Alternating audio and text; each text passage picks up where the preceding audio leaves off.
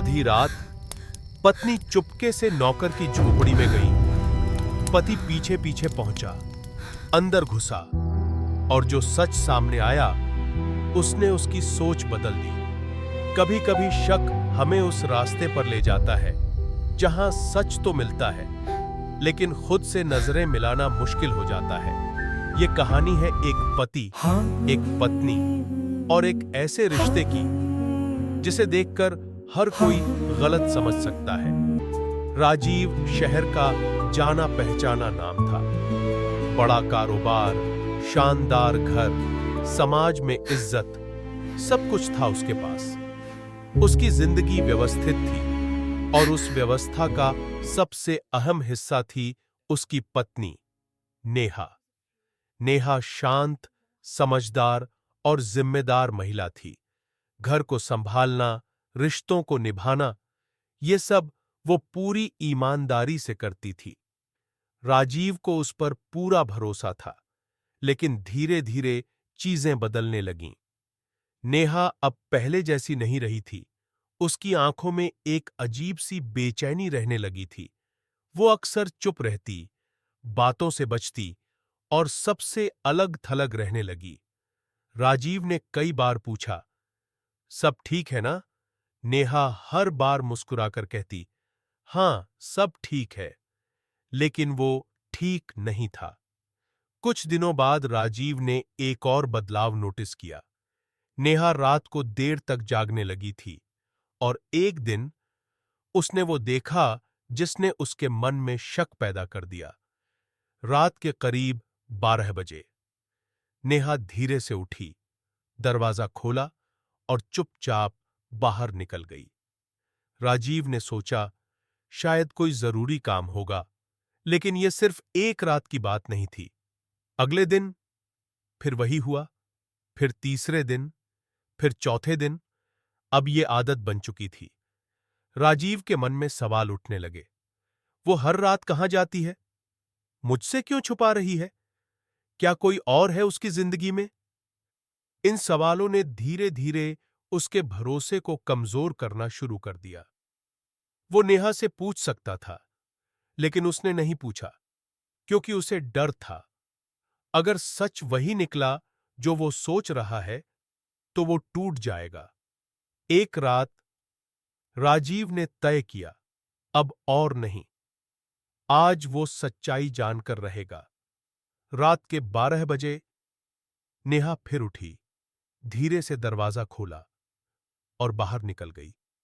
इस बार राजीव भी उसके पीछे पीछे चल पड़ा। नेहा घर के पीछे की तरफ बढ़ रही थी। वहां रोशनी कम थी, सन्नाटा ज्यादा। राजीव दूरी बनाकर उसके पीछे चल रहा था। उसका दिल तेजी से धड़क रहा था। नेहा सीधे उस जगह पहुंची जहां उनका नौकर रमेश रहता था, एक छोटी सी झोपड़ी में। राजीव के कदम वहीं रुक गए। नौकर की झोपड़ी? आधी रात? क्यों? उसका शक अब लगभग यकीन में बदल चुका था। नेहा ने दरवाजा खटखटाया। अंदर से तुरंत आवाज आई। दरवाजा खुल गया। रमेश सामने खड़ा था, जैसे वो पहले से इंतजार कर रहा हो। अब राजीव का गुस्सा फूट पड़ा। वो तेजी से आगे बढ़ा और दरवाजा धक्का देकर अंदर घुस गया। अंदर का नजारा देखकर वो कुछ पल के लिए जम गया। रमेश जमीन पर बैठा था। उसकी आंखों में आंसू थे।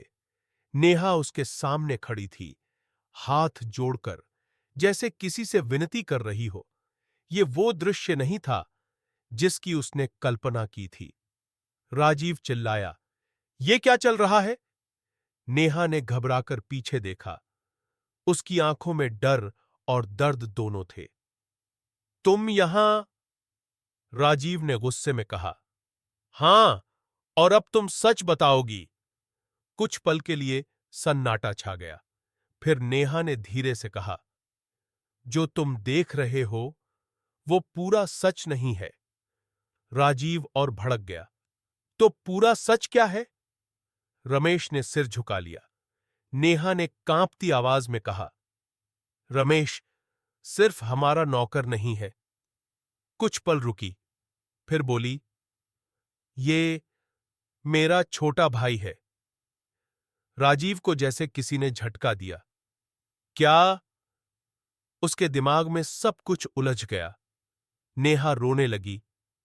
सालों पहले हमारा परिवार टूट गया था, हम दोनों अलग हो गए। मैं अच्छे हालात में आ गई और ये गरीबी में जीता रहा। कुछ महीने पहले ये यहां काम करने आया और मैंने इसे पहचान लिया, लेकिन ये मुझे नहीं पहचान पाया। मैं चाहती थी इसे सब कुछ बता दूं, लेकिन ये अपनी हालत से इतना टूटा हुआ था कि मैं उसे और नहीं तोड़ना चाहती थी। मैं हर रात यहां आती थी, इसकी मदद करने, इसे संभालने, लेकिन मैं डरती थी। अगर ये सच सामने आया तो तुम क्या सोचोगे? राजीव अब शांत था। उसका गुस्सा खत्म हो चुका था और उसकी जगह शर्म ने ले ली थी, जिसे वो गलत समझ रहा था। वो सच उससे बिल्कुल अलग था। तभी रमेश ने धीरे से कहा, साहब, अब बहुत देर हो चुकी है। राजीव चौंका। क्या मतलब? नेहा ने आंसू पोंछते हुए कहा, रमेश को गंभीर बीमारी है। डॉक्टर ने कहा है, इसके पास ज्यादा समय नहीं है। राजीव के अंदर कुछ टूट गया। जिस इंसान पर वो शक कर रहा था, वो अपनी आखिरी सांसों में था और उसकी पत्नी सिर्फ अपना फर्ज निभा रही थी। राजीव धीरे धीरे आगे बढ़ा। उसने नेहा के कंधे पर हाथ रखा। मुझे माफ कर दो, नेहा रोते हुए बोली। गलती मेरी भी थी, मुझे सच बता देना चाहिए था। उस रात तीनों चुप थे, लेकिन बहुत कुछ बदल चुका था। राजीव ने सीखा, हर चीज जो दिखती है वो सच नहीं होती। कभी कभी सबसे बड़ा सच वो होता है जिसे हम देखने से पहले ही गलत मान लेते हैं। अगर आप राजीव की जगह होते तो क्या करते?